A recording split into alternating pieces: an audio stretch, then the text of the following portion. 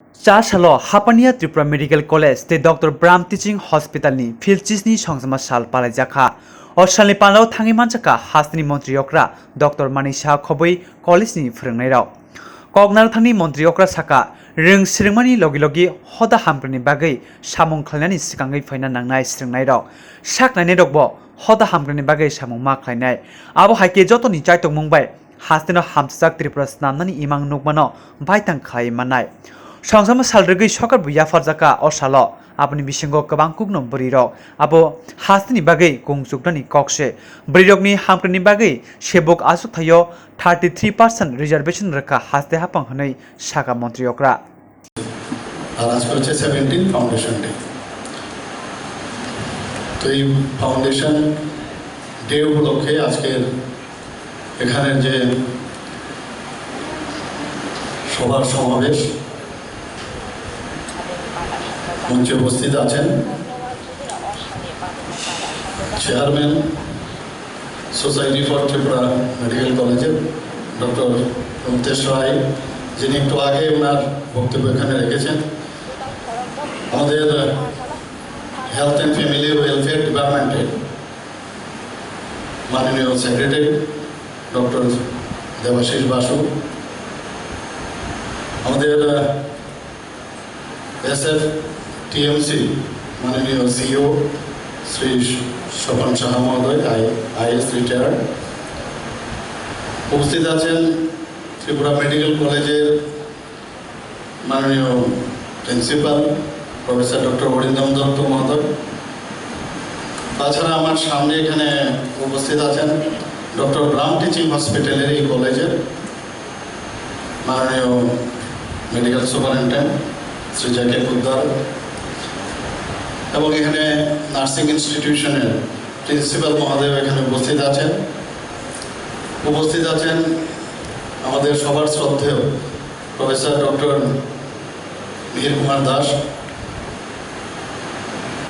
আমি অলরেডি বাসুবাবুকে বলেছি যে একদিন আমি নিজে বসবো, সমস্ত আধিকারিকদের নিয়ে বসবো, CEO থেকে আরম্ভ করে চেয়ারম্যান থেকে আরম্ভ করে প্রিন্সিপালকে নিয়ে বসবো, এবং সমস্ত ডিপার্টমেন্টাল যারা এর সাথে কিছু হেল্প করতে পারবে তাদেরকে in one sitting everything would be decided. তো আমি এর মধ্যে একদিন ডাকবো, আমি বলেছি, কারণ অনেক সমস্যা আছে। সেই সমস্যাগুলো যদিও এটা সোসাইটির নাম দিয়েছে, কিন্তু আমি জানি এটা সোসাইটি হলেও এটা কি কারণে এটাকে সোসাইটি করা হয়েছে সেই বিষয়েও কিন্তু আমরা অবগত আছি। কিন্তু অনেকের মধ্যে এই ধরনের সন্দেহ ছিল, আর এটা তো প্রাইভেট কলেজে গভর্নমেন্ট কি করবে, এরকমটা না। এখানে জায়গা দেওয়া হয়েছে, মেশিনারিজ থেকে আরম্ভ করে বিভিন্ন জায়গা,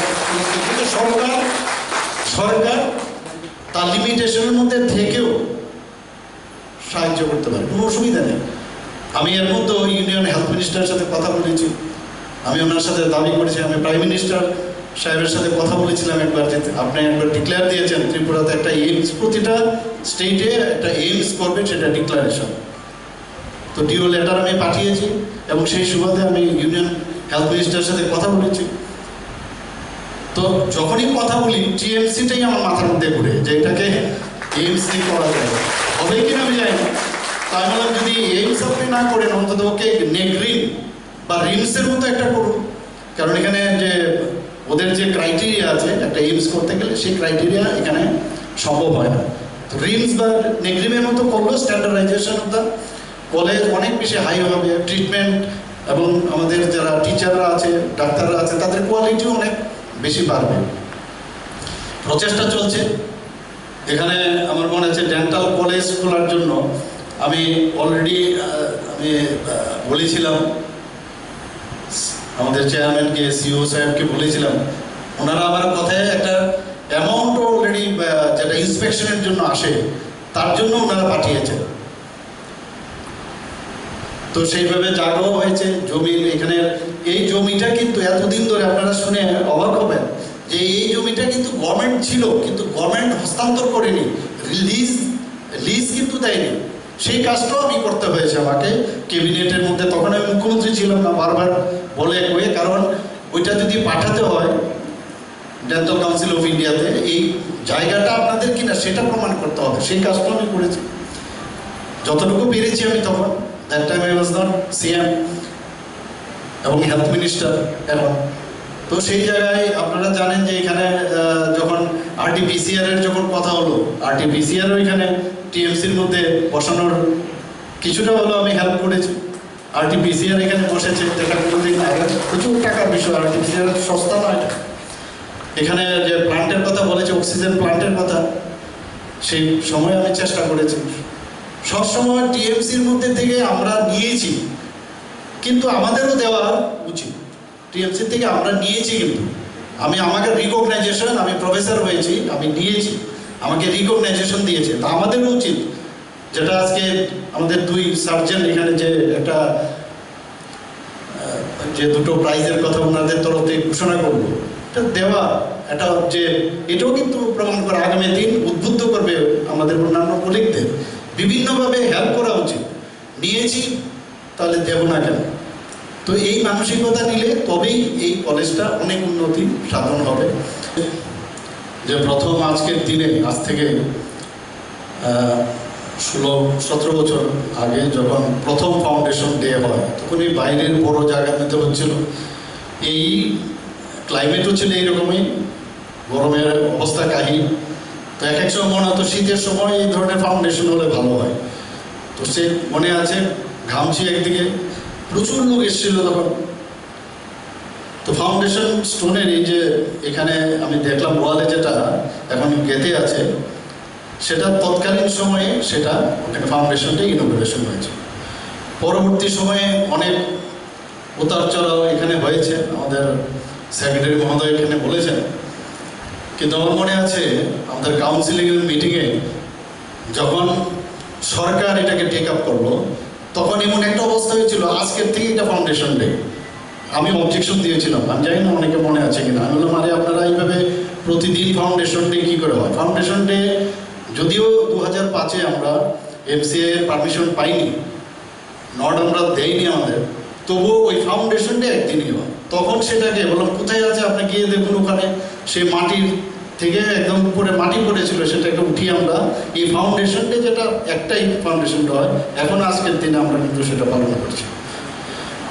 তো ফাউন্ডেশন ডে এটাকে অনেক স্মৃতি এর মধ্যে জড়িত থাকবে। যাদের অবদান আছে কলেজকে তৈরি করার ক্ষেত্রে, তাদেরকেও স্মরণ করা উচিত।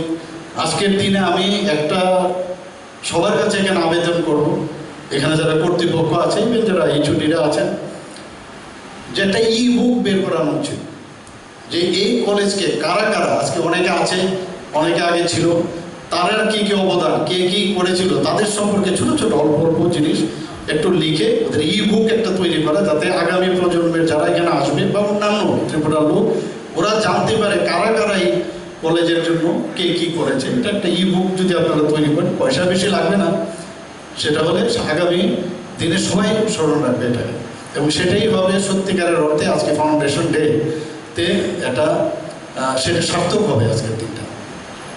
টিএমসির জন্য আমরা ত্রিপুরা মেডিকেল কলেজের জন্য অপশন চাই, আমরা তো গভর্নমেন্টে ছিলাম তখন, আমাদের ওইখানে ইন্টারভিউ দিয়েছিলাম, এবং ওই ইন্টারভিউতে বিভিন্ন ডিপার্টমেন্টে আমাদের এখানে যারা যারা আছেন, এখন এই ছুটিরা আছেন, যারা চলেও গেছেন, they were supposed to the best surgeon or best doctors in Tripura, কিন্তু দেখা গেল সেখানে ওনাদের চান্স পাইনি, ইনক্লুডিং মি, আমারও ছিল বেস্ট, আমি বলছি না, কিন্তু আমিও দিয়েছিলাম।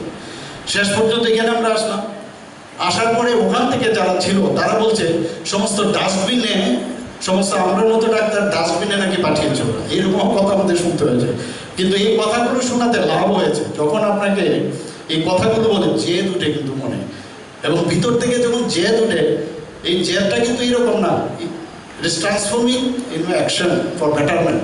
আমরা কি করলাম, আমরা করেছি এত বড় বড় সার্জারি এখানে করেছি, ভালো আইসিইউ থেকে আরম্ভ করে সমস্ত ট্রিটমেন্ট আমরা এমনভাবে করলাম যে কোনো অংশেই এজিএমসির ডাক্তার থেকে আমরা কোনো অংশে কম ছিলাম না। এখন আজকের তারিখও সেটা আছে, এবং সেটা ওই কারণেই, মানে বক্সিং রিংয়ে যখন আপনি যাবেন দেখবেন হিট মি বলে, মানে আমাকে যদি হিট করো তবেই তোমাকে হিট করতে পারবো। তো এইগুলোও কিন্তু আমাদের মধ্যে একটা জেদ উঠেছে, উই আর অলসো বেস্ট। এবং আমাদের যারা ছাত্রছাত্রীরা আছে তারাও কিন্তু প্রমাণ করেছে যে দুটোর কম্পেয়ার করলে আমরা সবসময় ত্রিপুরা মেডিকেল কলেজের ছাত্রছাত্রীরা সবসময় ভালো রেজাল্ট করে, ওয়ান্ডারফুল। তো এই দিশায় আমরা কাজ করি এবং আমাদের সরকার থেকে আবার বলেছি যে যা যা দরকার আমরা চেষ্টা করব এই কলেজটাকে বাঁচিয়ে রাখার দায়িত্ব আমাদের। এটা সোসাইটি, সেটা যেহেতু হাইকোর্টের অর্ডার আছে আমরা সেভাবে করছি। কিন্তু দুটো মেডিকেল কলেজ তৎকালীন সময় যে অবস্থা ছিল সেটা আপনারা সবাই অবগত আছেন। কত আন্দোলন হয়েছে, আমরা সবাই এসমাও আমাদের উপর প্রয়োগ করা হয়েছিল সেই আন্দোলনে। আমার মনে আছে অনেক ডাক্তারবাবু যখন এখানে সকালবেলা আসলাম, ভোরবেলায়, রাত্রিবেলা আমরা ডিসিশন নিলাম যে না আমরা এই বিষয়ে কথা বলবো, তো অনেকে তো ভয়ে পালিয়েও গেছে, বলছে আর হবে না এই কলেজ আন্দোলন। আরে আন্দোলন করলে challenge you have to accept, challenge না থাকলে হবে না, কিচ্ছুই হবে না। সেই চ্যালেঞ্জ অ্যাকসেপ্ট করেছি বলেই আজকে আমরা অনেক কাজ করতে পারছি না। তো এইসব যে চড়াই যে বলছিলেন করে আজকে এই টিএমসির আজকের এই 17তম যে ফাউন্ডেশন ডে, আমার কালকেও আমি টিভিতে দেখছিলাম, যখনই টিএমসি হয় আমি দেখি, এমনিতে সময় পাই না, দেখলাম যে এখানে ব্লাড ডোনেশনের ক্যাম্প করছেন, ফুটবলের একটা খেলা ওনারা করেছেন। তো সব মিলিয়ে যে মহল, সেই মহলটা কিন্তু টেনেছিলাম কোনো অংশে, ত্রিপুরার কোনো অংশের থেকে, ভারতবর্ষের কোনো অংশের থেকে আমাদের ছাত্রছাত্রীরা কোনো অংশে কম না, সেটাও কিন্তু প্রতিফলিত হয়। কাজে ট্যালেন্টের অভাব ত্রিপুরাতে নেই, ট্যালেন্ট আছে, খালি সুযোগ দেওয়া। আমাদের সময় মেডিকেল কলেজ এখানে ছিল না, ডেন্টাল কলেজও ছিল না, বাইরে আমাদের করতে হয়েছে। কিন্তু আমরা দেখেছি আমরা যারা বাইরে গেছি কোনো অংশে ওইসব যারা আমাদের স্টুডেন্টরা, আমাদের বন্ধুরা ছিল, তাদের থেকে ত্রিপুরার থেকে আমরা রিপ্রেজেন্ট করা সত্ত্বেও ওই সময় আমরা বাংলা মিডিয়ামে বেশিরভাগ পড়াশোনা করেছি, বাইরে গেছি, নতুন করে বাংলা টার্মিনোলজি, ইংলিশ এইসব ইত্যাদি ইত্যাদি করে কোনো অংশে কিন্তু ওদের থেকে আমরা কোনো অংশে কম ছিলাম না। এখানে আরেকটা জিনিস আমার কাছে যেটা লাগলো, যে যতগুলো প্রাইজ উইনার এখানে একজন বাদে সবাই মেয়েরা, সব মেয়েদেরই আমি দেখলাম। সেটা কিন্তু সত্যি আমরা বারবার বলি। এর জন্য ত্রিপুরা সরকার, আপনারা জানেন যে ইউনিয়ন হোম মিনিস্টার এখানে এসে 33% মেয়েদের জন্য, তাদের সশক্তিকরণ করার জন্য উনি এটা ঘোষণা দিয়েছেন এবং আমরা সেই লক্ষ্যে কিন্তু আমরা যাচ্ছি। খুব ভালো লাগলো। তো অনেক সময় বলে যে মেয়েরা তো ভালো রেজাল্ট করবে কারণ তারা ভূপর, তারা শুধু পড়াশোনা নিয়ে থাকে, এরকমটা না, কিন্তু এরকমটা না। আবার শুধু ভূকরণ যদি হয়ে থাকে, আমি দেখেছি অনেক আমাদের থেকে ভালো ভালো স্টুডেন্ট, আমাদের বন্ধু বান্ধবরা ছিল, শুধু পড়াশোনা নিয়েই থাকতো খালি সারাদিন, কিন্তু বাস্তব জীবনে যখন দেখা গেল তারা কিন্তু অনেকটা পিছিয়ে গেছে ইন দ্যাট সেন্স, ওরা সমাজের জন্য কাজ করছে, কিন্তু তাদের থেকে আরো বেশি এক্সপেক্ট করা আমরা করতাম, যে ওরা যেহেতু এইভাবে পড়াশোনার জগতে ওদের নলেজ আমাদের থেকে অনেক বেশি, এই নলেজটা সমাজের জন্য আরো বেশি পরিমাণে ওরা দিতে পারতো। কিন্তু দেখলাম নিজ ফ্যামিলি এইসবের জন্য ওরা ব্যস্ত থাকে, সমাজের জন্য খুব কম। আমরা ডাক্তারবাবুরা এখানে আছি, আমরা প্রায়শই আমরা চেম্বার করি বা রুগী দেখি, কিন্তু তারপরেও একটা বাইরের জগৎ আছে। ঠিক আছে, মেডিকেল ক্যাম্প করলাম, এটাও একটা বিভিন্ন ক্যাম্পে আমরা সাহায্য করি, মানুষকে বাঁচিয়ে রাখি, সব ঠিক আছে, কিন্তু তারপরেও একটা আলাদা কিছু করা যায় ইচ্ছে করলে। এবং তার প্রকৃত উদাহরণ কিন্তু আমি নিজেকে দিয়ে আমি মনে করি যে এক এক সময় যখন অনেকে আছে ট্রান্সফারের জন্য, তখন মনে হয় আরে এত খালি এইসব নিয়ে আছে, অন্য কোনো কাজ নেই, ওটা আরও কিছু করা যায়। তো এইভাবেও কিন্তু উদ্বুদ্ধ হওয়া উচিত, তবেই আমরা যেটা শ্রেষ্ঠ ত্রিপুরা আমরা ভাবছি সেই শ্রেষ্ঠ ত্রিপুরা আমরা করতে পারবো। সোফার আজাদি কা অমৃত মহোৎসব এখন চলছে। আপনারা জানেন আমাদের প্রধানমন্ত্রীজি ডাক দিয়েছেন সাবরমতী আশ্রম থেকে 12ই মার্চ 2022 75 বছর পূর্তি উপলক্ষে 15ই আগস্ট আমরা যে স্বাধীনতা লাভ করেছি 75 বছর পূর্ণ হয়েছে, এবং সেটা চলবে সামনের বছরের 15ই আগস্ট পর্যন্ত। এই যে আজাদি কা অমৃত মহোৎসব, এর মধ্যে কিন্তু আজকে আপনাদের যে এই প্রোগ্রাম, সেটাও কিন্তু ত্রিপুরাতে একটা স্থান পেয়ে গেল। তো আমি অত্যন্ত আনন্দিত আজকে এখানে আসাতে। এর আগে আমাকে এখানে যখন আমি রাজ্যসভার সদস্য নির্বাচিত হই, তখন একবার আমাকে এখানে ফেলিসিটেশন দেওয়া হয়েছিল। তো দেখতে দেখতে আবার চিফ মিনিস্টার হয়ে গেলাম। তো সেইভাবে এখানে আবার আসলাম এজ এ চিফ মিনিস্টার। তো তখন আমি বিধানসভাতে আমি লড়িনি, পরবর্তী সময়ে আমার বিধানসভায় আমার লড়তে হয়েছিল এবং সেখান থেকে পাশ হওয়ার পরে সিল মোহর পড়লো আমি সত্যিকারের অর্থেই মুখ্যমন্ত্রী। তো সেইভাবে আজকে এখানে আসার পরে ওই দিনগুলো মনে পড়ছিল কিভাবে এই কলেজটাকে আমরা সবাই মিলে, এখানে যারা প্রমোতেশদা আছেন, আমাদের এখানে প্রিন্সিপাল বর্তমানে আছেন, সামনে যারা সবাই, কিন্তু এই কলেজকে আমরা ঠিক ওই লাইফ ইন্স্যুরেন্সের যে ওই দু হাত দিয়ে যে আটকিয়ে রাখে যাতে ওই যে দ্বীপটা যাতে নিভে না যায়, সেইভাবে কিন্তু আমরা সবাই চেষ্টা করি এই কলেজটাকে আমরা সামনের দিকে এগিয়ে নিয়ে গেছি। সেটা কিন্তু এখনো প্রতিটা মুহূর্ত, প্রতিটা জিনিস আমার মনে পড়ছে।